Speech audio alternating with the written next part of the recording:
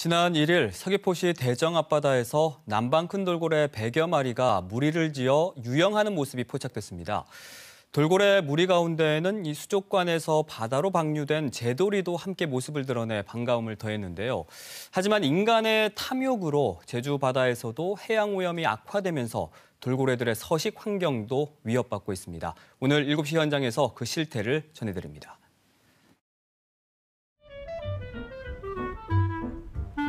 2022년 새해가 시작된 1월 1일 아침, 서귀포시 대정읍 앞바다에 힘차게 헤엄치는 돌고래 무리가 새해 인사라도 건네듯 모습을 보였습니다.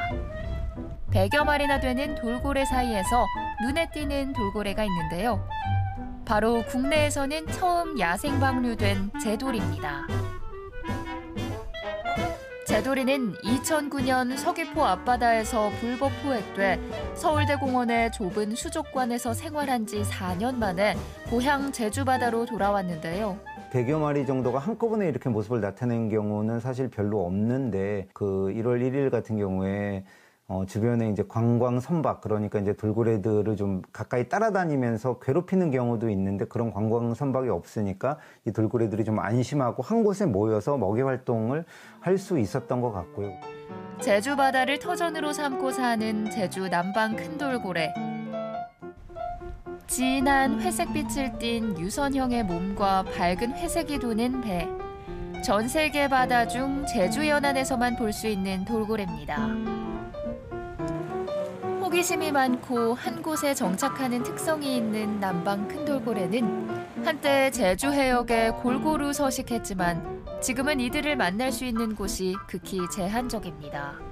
네, 원래 제주 바다 전역이 이 남방 큰 돌고래들의 서식처입니다. 2015년 이전까지는 제주 전역에서 발견이 되다가 그 이후부터는 대정읍과 구좌 성산 일대 여기서만 발견이 되어서 지금 이 두 곳이 남방 큰 돌고래들의 주요 서식처이기 때문에 빨리 좀 보호구역으로 지정을 해서 여기를 보호할 필요가 있는 상황입니다. 전역에서 발견이 됐던 돌고래들이 제주 연안이 여러 이제 난개발 사업 또 이런 해안도로가 매립이 되거나 카페나 호텔이 들어서고 그다음에 이제 선박 물동량이 늘어나면서 돌고래들의 서식처가 급격하게 줄어들었어요.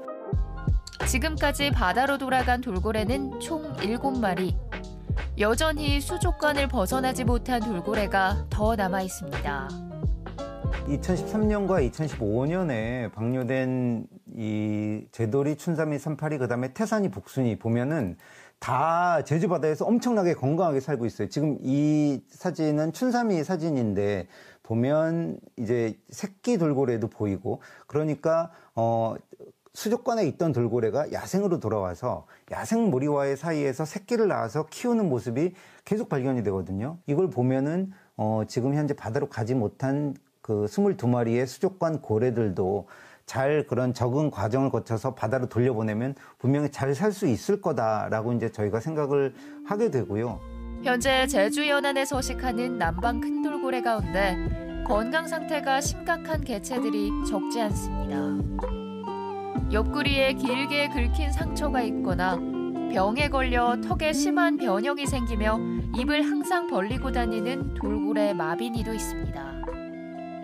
돌고래들이 그래서 겪는 상처나 어떤 고통을 크게 세 가지로 나눠본다면 하나는 해양 쓰레기에 의한 이런 고통이나 상처, 또 하나는 이제 선박 충돌에 의해서 지느러미가 크게 손상된 사례가 있고 또 하나는 이제 그런 연안 생태계 오염 물질이 계속 들어가면서 그런 어떤 질병이 나오는 경우. 그러니까 이제 이런 세 가지 원인에 의해서 전체 개체수의 10% 이상이 그런 고통을 겪고 있는 것을 보면 되게 심각한 상황이다라고 할 수 있죠. 지난 12월에는 해양생물 보호종이자 토종돌고래 상괭이가 제주 연안에서 나흘 연속 사체로 발견되기도 했는데요. 상괭이 사체가 발견되는 건 어제 오늘의 일이 아닙니다. 지난해 제주에서 해경이 확인한 상괭이 사체는 모두 53마리로 2018년부터 꾸준히 늘고 있습니다.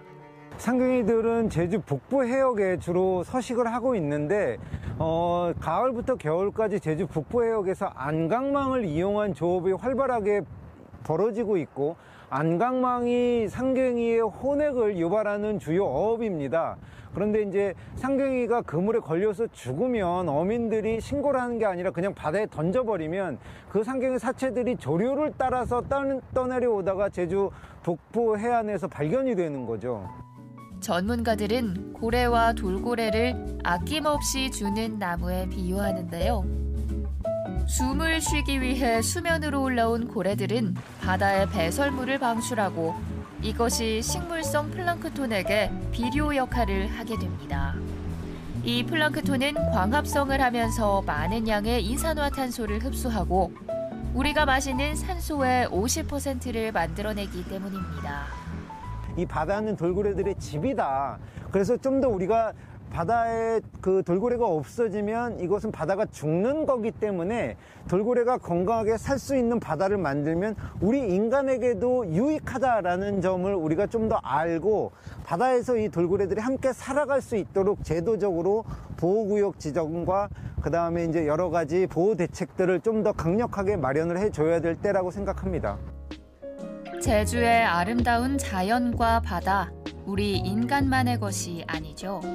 우리와 공존하는 돌고래도 제주의 바다에서 자유롭게 유영할 수 있도록 모두의 관심이 필요합니다.